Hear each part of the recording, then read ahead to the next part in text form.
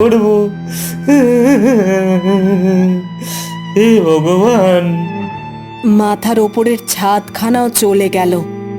থাকবো কোথায় আর খাবই বা কি এবার? মা, আপনি যদি কিছু মনে না করেন তাহলে আপনারা আমার সাথে আমার বাপের বাড়িতে যেতে পারেন। মা বাবা খুব যত্ন করবে আপনাদের। সেই দিনকে তোমার বাবাকে যা কথা শোনালাম, তারপর আর কোন মুখে তোমাদের বাড়ি যাই বৌমা?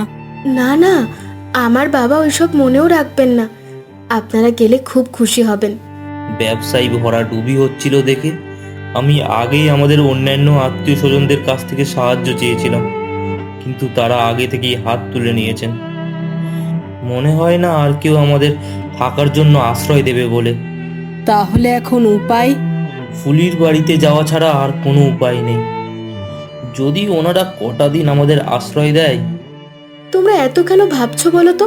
আমি তো বলছি আমরা গেলে